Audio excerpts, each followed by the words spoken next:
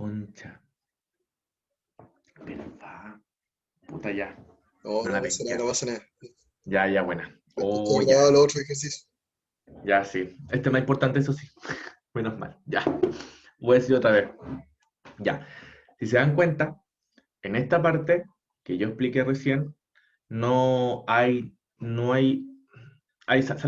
cuatro tipos de opciones, o tres, que se pueden mostrar nuestra residual. De todas las formas que están acá, ni una se expresa de la siguiente forma, que es un polinomio más otro polinomio multiplicado por un Euler. Entonces lo que hay que hacer es un principio de superposición que se llama. Entonces, calculamos primero la ecuación homogénea asociada a esta ecuación no homogénea, y nos da que el R es 3 y el R1 es 3 y el R2 es menos 1. Y la homogénea va a ser igual a una constante por el Euler elevado a 3x más un C2 por el Euler elevado a menos x. Entonces, ¿qué hacemos ahora con la ecuación particular? Se llama un principio de superposición. Primero hay que identificamos las soluciones que pueden haber. Ya sea, por ejemplo, yo lo que hice acá fue identificar que este 4x menos 5 es un polinomio, o sea, va a ser una solución particular, y este es otra solución particular, porque están expresadas de distintas formas. Entonces, ¿qué hay que hacer? Al final, la solución particular asociada a esta ecuación no homogénea va a ser la suma de las soluciones particulares uno y 2, ya sea de esta y de esta. Esto se hace porque no se puede resolver simultáneamente.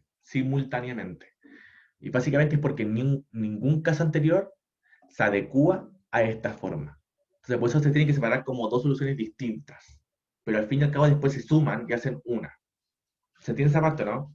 Porque igual es muy importante y yo estoy seguro que va a entrar así el control. Si hay dudas, por favor, me dicen. ¿Cómo Entonces, que, qué ya. cosa? ¿Quieres esa última cosa? ¿Dudas con respecto a la sobreposición? O sea, ¿qué era lo que estabas diciendo que era importante? Que me despisté por un momento. Esta parte. Yo creo que la parte de superposición es importante porque yo siento que va a entrar el control. Es como presente. O sea, no sé si entre, pero ahí me entró. Y muy poca gente se acuerda de esta parte porque lo pasaron como al aire nomás. Cuando yo di ecuaciones. Pero es importante. Tiene que separar porque si se dan cuenta, el residual no se adecua a ninguna de las condiciones que nosotros vimos anteriormente.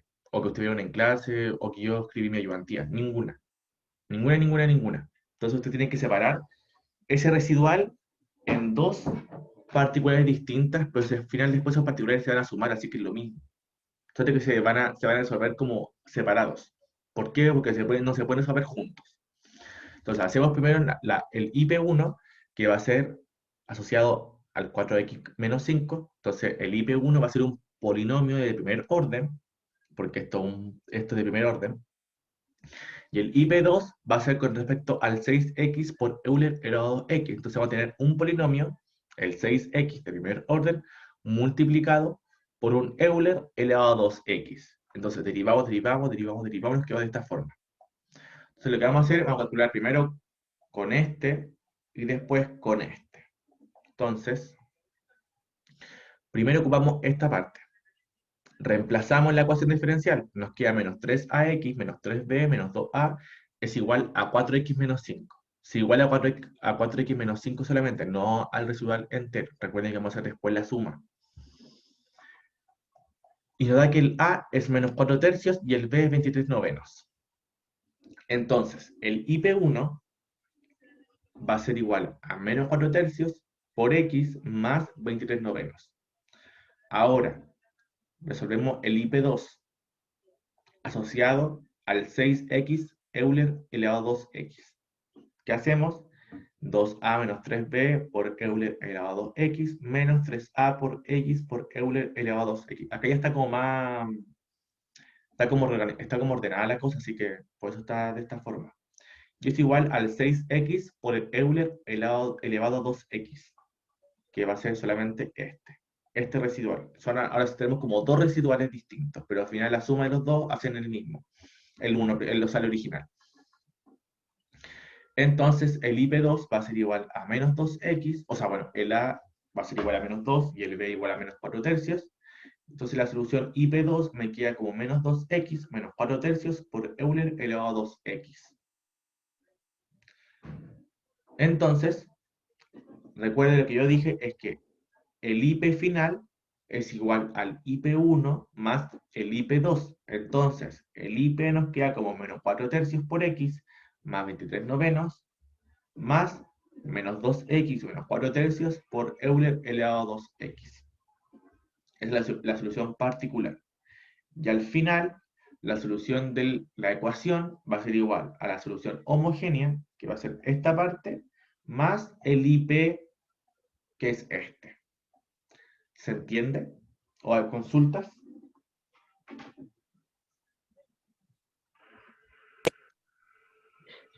Por mi parte me quedó claro el ejercicio. Ya, bueno. Igual, también lo entendí. Ya. Ahora va a ver el otro ejercicio que es parecido, pero con seno. Que no me he visto con seno. Entonces, tenemos una ecuación homogénea. Sí. O sea, no homogénea. Donde tenemos el residual que se expresa de la misma forma. Si se dan cuenta, ninguna solución que yo les mostré en ningún caso se adapta a la siguiente manera. ¿Por qué? Porque la vez que estaba había un Euler o había un seno es porque el Euler multiplica el seno o al coseno o bla, bla, bla, y en este caso no hay nada. No hay coseno, entonces hay que tomar el residual como dos formas distintas. Como una, el 4 seno, y dos, el Euler, por el polinomio. Entonces calculamos la ecuación homogénea asociada a la solución, o sea, calculamos la solución homogénea asociada a la ecuación no homogénea. ¿Cómo se hace? Haciendo obviamente esto cero, el residual. Nos da el R menos un medio más menos 15 raíz de 15 medio y solución imaginaria. Entonces va a ser de esta forma la solución homogénea. Sí, la homogénea. Entonces, lo mismo. La particular, identificamos distintos tipos de IP. Vamos a tener un IP asociado al 4 seno de x y otro IP asociado al 5 Euler elevado a 2x. Entonces, la suma de los dos va a ser igual al IP en general. El IP1 asociado al 4 senos de x significa un polinomio que multiplica al seno y al coseno, que va a ser de esta forma. Voy a buscar. Caso 3. Va a ser de esta forma.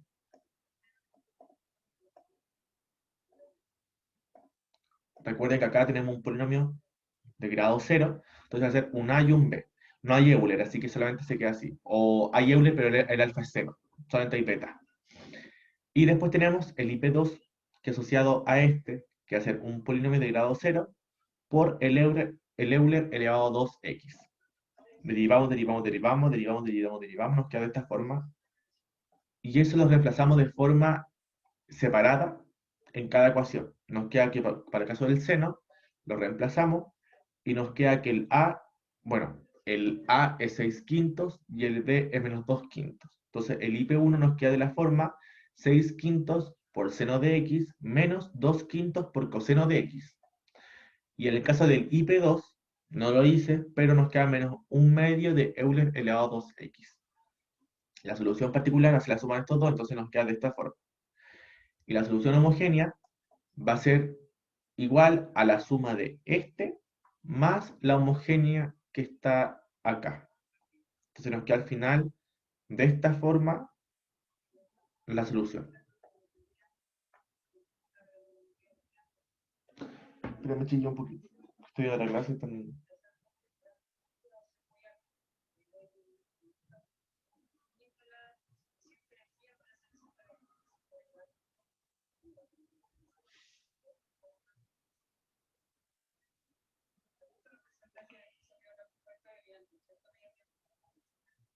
Ya. ¿Dudas? Porque la ayudan. Oh, tenían 10 minutos. Brígido. ¿Y por qué? Qué raro. Ya. ¿Dudas? O sea, Porque tengo yo acá tengo una la duda. ayuda. No te cortes de pantalla. Porque tengo una duda sobre lo de la solución particular. entiendo el final de la solución particular, pero ¿cómo pasa lo de abajo? Eso Esto, me complica. Sí. acuérdense que la suma de la solución general, la solución de la ecuación, es la particular más la homogénea, más esa. Siempre va a ser de esa forma, mira. Voy acá, espera. Me deja subir un poquito. Ya, acá. Ecuación diferencial de segundo orden no homogénea. De la siguiente forma, la solución homogénea es o sea, el IH es la solución homogénea de asterisco de esto, entonces la solución general de asterisco es igual a la homogénea más la particular. Entonces, de esta forma, calculamos la solución homogénea asociada a la ecuación no homogénea, y eso se lo sumamos a la particular, y esa suma nos da al final la solución general, de esta forma. Ah, perfecto. Ya caché. Muchas gracias. Sumo nomás. ¿Tienen consultas con respecto al resorte? ¿O eso están claro?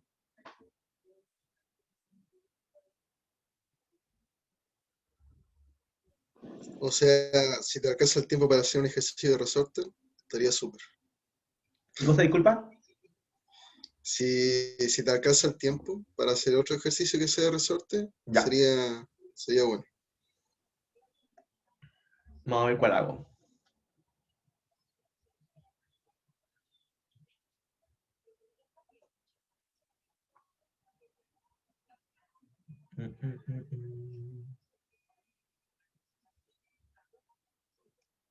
Voy a buscar uno bueno.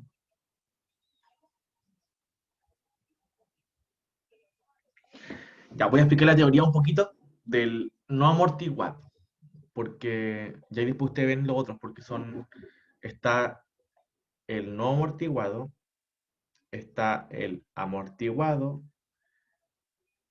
y el amortiguado tiene el sobreamortiguado, el críticamente amortiguado y el subamortiguado.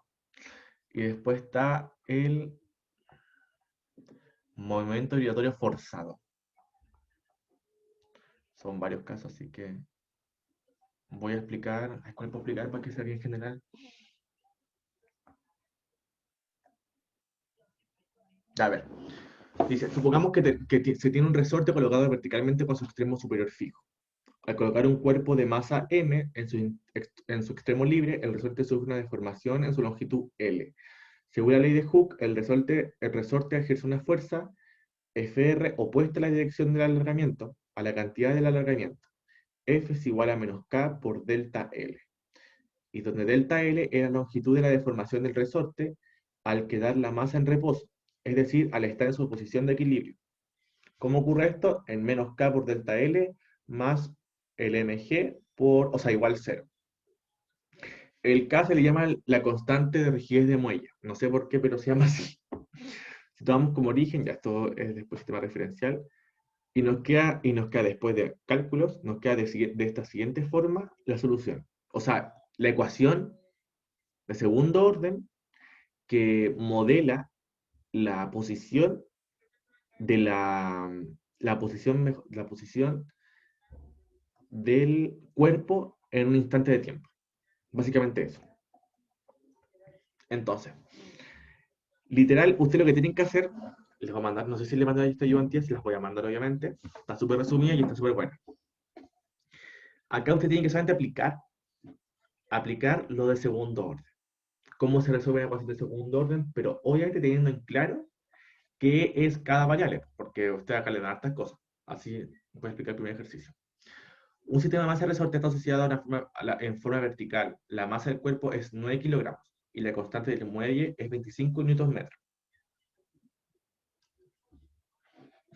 Al inicio, la masa se libera desde un punto que está a 4 centímetros arriba de la posición de equilibrio, imprimiendo una velocidad de 2 metros por segundo. Encuentre la ecuación de movimiento. Entonces tenemos que la masa son 9 kilogramos. Dato. El K es 25, constante del muelle. Dice, al inicio, la masa se libera desde un punto que está a 4 centímetros. Entonces nos dicen que la posición de la masa o la posición del cuerpo en el instante cero es 4 centímetros. Pero la diferencia acá se escribe menos 4 porque acá se supone que lo que está por arriba es negativo y lo que está por abajo es positivo. No sé si esa parte... A ver, voy a... Ya, sí. Lo que está arriba de la posición de equilibrio siempre, en este caso, es negativo. Y lo que está por debajo es positivo. Entonces acá nos dicen que la masa se libera desde un punto que está a 4 centímetros arriba de la posición de equilibrio. Entonces este 4 va a ser negativo en realidad. Va a ser una posición negativa. Y después nos dicen que la velocidad en el instante cero es igual a 2 metros por segundo. Pero si se recuerdan, la velocidad es igual a la posición derivada una vez. Sí, derivada una vez. Entonces, tenemos esta ecuación, reemplazamos solamente. La masa es 9, más la constante del muelle es 25. Entonces nos queda de esta forma la ecuación diferencial de segundo orden, que está modelando la posición en un instante de tiempo del cuerpo. ¿Se entiende esa parte, no? Sí, Entonces, bueno, se dan cuenta de una solución no homogénea, o sea, una solución homogénea, muy fácil de calcular, y nos da que la posición en un instante t del cuerpo es de la siguiente forma. Pero nos dan valores de inicio. Nos dicen que x sub 0 es igual a menos 4 centímetros y nos dicen que la velocidad en el tiempo cero son 2 metros por segundo. Entonces, ¿qué hacemos? Calculamos las constantes. ¿Qué hacemos? Con la posición 0, en el tiempo 0, evaluamos el tiempo 0, uy, ya no sé cuál se va. Ah, se va el seno de 0, 0, y nos queda el coseno de 0 de 1. Entonces nos queda que menos 0,04 igual a C1. Entonces, ¿qué queda? Que C1, la constante 1, es igual a menos 0,04. Y ahora hay que calcular con la velocidad en el tiempo 0. ¿Cómo se hace eso? Derivando esta solución que nosotros habíamos calculado. Se deriva, se reemplaza en el tiempo 0 y lo igualamos a 2. De esta forma. Y nos da que el C2 es igual a 6 quintos. Entonces nos queda que la ecuación que modela la posición en un tiempo t, en un tiempo cualquiera, del cuerpo es menos 4 sobre 100 por coseno de 5 tercios por t, más 6 quintos por seno de 5 tercios t. Eso es por una parte. Por ejemplo, pero acá sí, por ejemplo, si ustedes se dan cuenta, la ecuación que modela esto no tiene la derivada de primer orden. Entonces, por ejemplo, en las vibraciones amortiguadas nos van a decir, supongamos ahora que se agrega un efecto amortiguado al sistema masa-resorte, que hará reducir la velocidad de la masa cuando el sistema se encuentre vibrando. Suponemos que esta fuerza es proporcional a la rapidez. Entonces tenemos que, cuando estamos en movimientos amortiguados, la solución, o sea, la ecuación que modela la, el movimiento, o sea, la posición, va a ser de esta forma. La masa por la derivada del segundo orden de x, más el c por la derivada del primer orden de x, que es esta fuerza, más el k, que es la constante del muelle, por el xt igual 0. Entonces, si se dan cuenta, tenemos que una solución homogénea, o sea, una ecuación homogénea. Si se acuerdan de la primera vez, de que le expliqué la otra vez, en la ayudantía como dos antes, cuando tenemos soluciones homogéneas, vamos a tener tres casos distintos. Cuando el determinante es mayor a 0, cuando es igual a 0 y cuando es distinto a 0. Y para cada caso hay una solución. Yo se las voy a pasar porque ya es muy largo, pero quiero pasar al otro caso. Pero es súper bueno porque acá les explico todo, les pongo que es sobre amortiguado, que la fuerza les pongo todo. Lo único que cambia con respecto al caso anterior, que es no amortiguado, parece. No amortiguado, es que acá se agrega una fuerza que disminuye la